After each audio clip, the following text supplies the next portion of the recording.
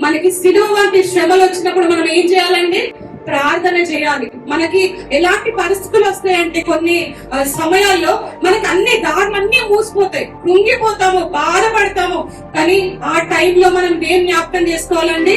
మరి సిలువలో మరి యేసయ్య నీ పాపముల గురించి నా పాపముల గురించి మరి చేసిన ఆ కల్వరి సిలువ ఆ త్యాగాన్ని మనము జ్ఞాపకం చేసుకోవాలి. ఇంత కార్యాలు చూసిన వాళ్ళు కూడా ఆయనకి ఎంతో అవమానము, ఆయనకి ఎంతో నింద, ఆయన మీద ఉమ్మి వేసి ఆయనని ఎంతో అవమానపరిచారు. ఈ రోజు మీరు ఒక్కసారి జ్ఞాపకం చేసుకోండి, మీ జీవితంలో ఎవరినైతే క్షమించకుండా మీరున్నారో మరి అలాంటి వాళ్ళని మేము క్షమిస్తాము. వాళ్ళు మిమ్మల్ని బాధ పెట్టుండొచ్చు, వాళ్ళని మిమ్మల్ని ఎంత అవమానపరిచుండొచ్చు, మిమ్మల్ని ఏడిపించుండొచ్చు, కానీ ఒక్క మాట జ్ఞాపకం చేసుకోండి, మన కొరకు యేసయ్య మరి కల్వరి సిలువలో ఎంతో గొప్ప త్యాగం చేశాడు. మనలాంటి పాపులను క్షమించినప్పుడు మరి మనం ఎంత వాళ్ళమండి? మనల్ని ఎవరైతే వారికి బాధ పెట్టారు మరి ఏదో పెదాలతో కాకుండా ఒక కమిట్మెంట్ తీసుకున్నామండి.